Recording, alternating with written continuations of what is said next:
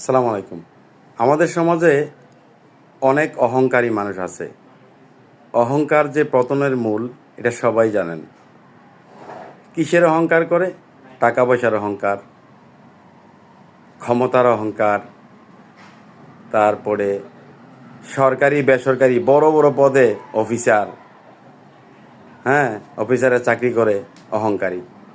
আমি সবাইকে বলছি না, তার মধ্যে ভালো আছে।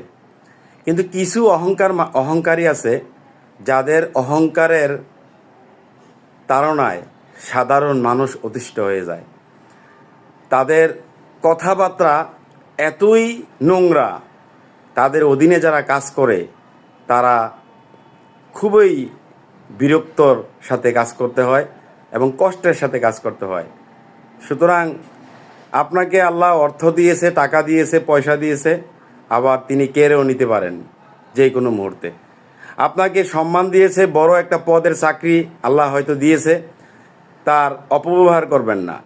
কারণ আপনাকে আপনার মালিক যদি, আপনি যত বড় চাকরি করেন, সরকারি হোক বেসরকারি হোক, যদি আপনাকে চাকরি থেকে বহিষ্কার করে, আপনি তো ওই সাধারণ মানুষের মতো হয়ে যাবেন।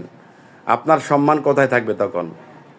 সুতরাং আমরা যারা উপরস্থ চাকরি করি এবং অর্থ সম্পদের মালিক, অবশ্যই আমরা আমাদের অধীনস্থ যারা আছে তারা যেন আমাদের মুখের কথায় এবং হাতের দ্বারায়, মুখ এবং হাত দ্বারা নির্যাতিত না হয়, সেই দিকে অবশ্যই সবাই খেয়াল রাখতে হবে।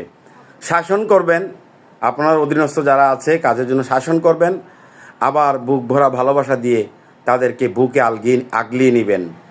এটি হচ্ছে একজন বড় মানুষের কাজ।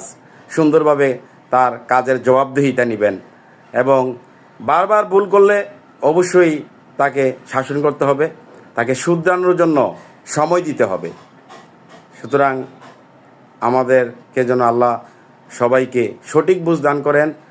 অহংকার যে পতনের মূল, এটা বাস্তবতার সাথে অনেকেই দেখেছেন, আরও দেখবেন। সুতরাং আল্লাহ যেন আমাদের সবাইকে অহংকার মুক্ত রাখেন এবং সাধারণ মানুষের পাশে তাদের সুবিধা অসুবিধা, ভালো মন্দ সব কিছু সঠিকভাবে জাজ করার তৌফিক দান করেন। আমিন।